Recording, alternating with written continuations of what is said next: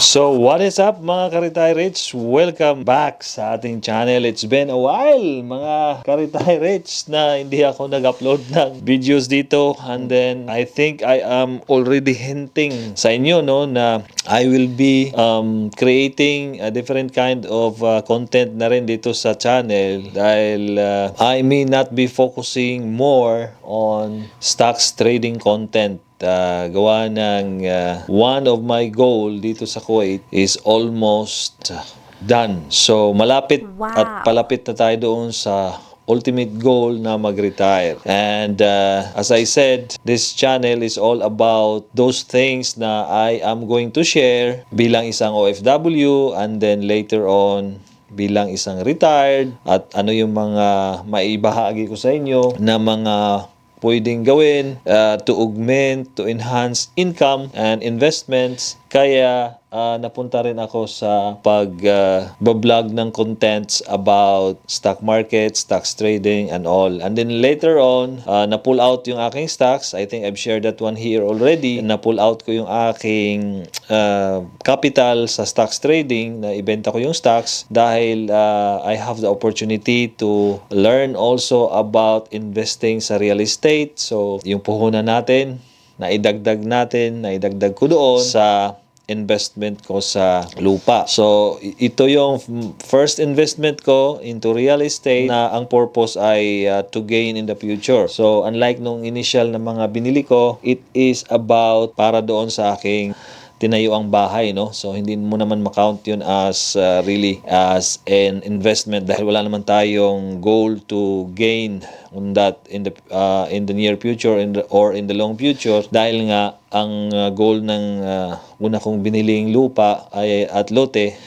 ay para tirhan. But nakabili rin tayo ng extra na lote at naibenta rin natin on a profit pero dahil nga yun sa emergency, no? So now, one of my dreams is magkaroon ng sariling business and then sa awa ng Diyos, binigay niya sa akin ito last year as early as January. Actually, dalawang sunod na pagkakataon yung binigay ng Panginoon sa atin last year. Late 2023 and then early 2024. So on nung nakaraang December 2023, yun nga nagkaroon ako ng opportunity na makapag-invest sa isang real estate and then later on after a month lumabas naman ito nung 2024 January, lumabas yung pagkakataon, ibinigay sa atin ni Lord yung pagkakataon na magkaroon na ng sariling business. Hindi ko na talaga pinalampas nung inoffer sa akin dahil matagal ko nang itong pinangarap and then since hindi ko alam kung anong umpisahang business, anong uri ng business at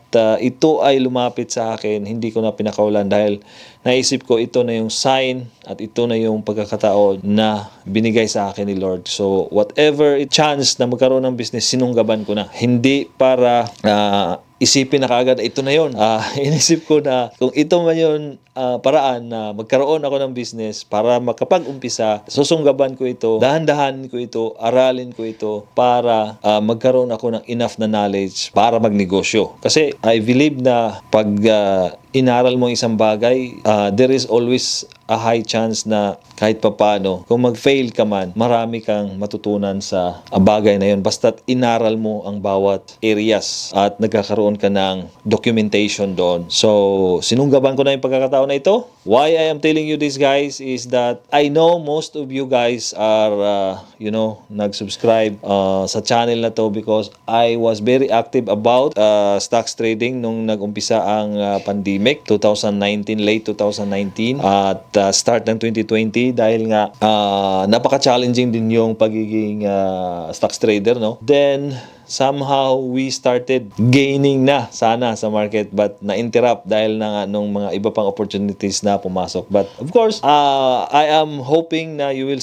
still continue to follow and subscribe to my channel because in between of course, I will be posting content about sa stocks, trading and stock market dahil meron pa rin naman akong exposure dito. Yun nga lang, less maintenance, less headache dahil pumasok tayo sa dividend investing mostly. So, sa preferred shares. So, I'll be posting also update on that. And eventually, pag nakalikom tayo ng konti-konti pang puhunan, I will be back sa stocks trading later on. But this time, I will be sharing also to diversify sa content creation natin.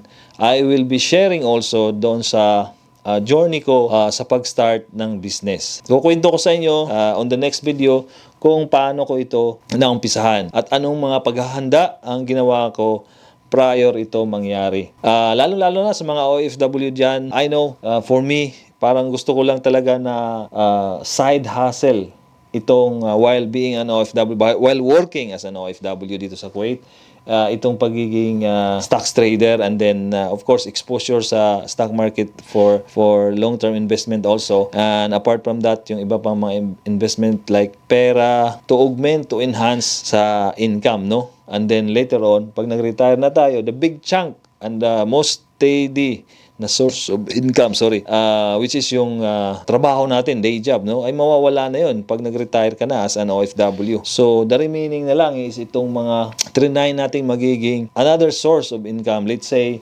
kung meron kang real estate na investment like paupahan or meron kang dividend investing na nagbibigay sa'yo ng dividend every 3 months. Kasi yung mga kailangan natin na mga income after na natin mag-retire na mawala yung main source of income natin as an OFW, mahirap naman na pag-uwi natin sa Pinas, wala tayong sources of income. It's either babalik tayo sa pagtatrabaho, paghahanap ng employer, no? Which is kagaya ko, I plan to retire at 50. So parang ang hirap na maghanap ng trabaho. So it's either you have all this passive income at meron kang negosyong inumpisahan. At ang advice ko, dapat umpisahan mo na while nandyan ka pa sa abroad, no?